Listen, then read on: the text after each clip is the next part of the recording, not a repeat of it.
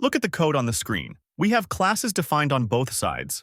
This side, we have a concrete class, while here, we have an abstract class. Running both produces these results. Oh, we got an error here, but why? Let's see. Here's the thing. Abstract classes aren't meant to create objects. They exist to provide a template or a blueprint for other classes. They say, if you're going to be my subclass, you better implement these specific methods. Take this example. The animal class has an abstract method called sound. It's like saying, hey subclasses, if you're going to call yourself an animal, you must have a sound. See? Now dog and cat both inherit from animal, but they're forced to implement the sound method. That's why it's called a blueprint. It sets the rules for what subclasses must do. Okay, but still, why can't we just instantiate the abstract class? If we could create an object of an abstract class, it'd be incomplete. Think about it. Animal has a sound method, but it doesn't actually say what the sound is.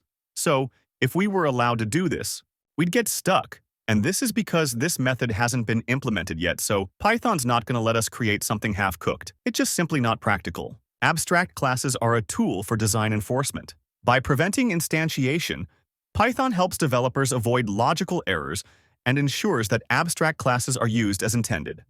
The ABC module in Python defines abstract base classes. When we inherit from ABC and mark methods with abstract method decorator, Python explicitly modifies the class to prevent instantiation until all abstract methods are implemented.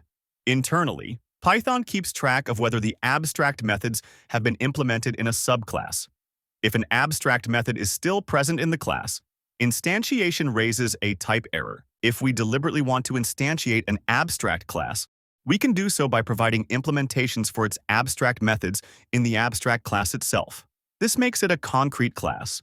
So to wrap up, abstract classes are designed to prevent instantiation to enforce structure and ensure correctness.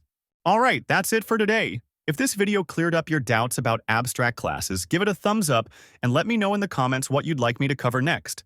See you in the next one.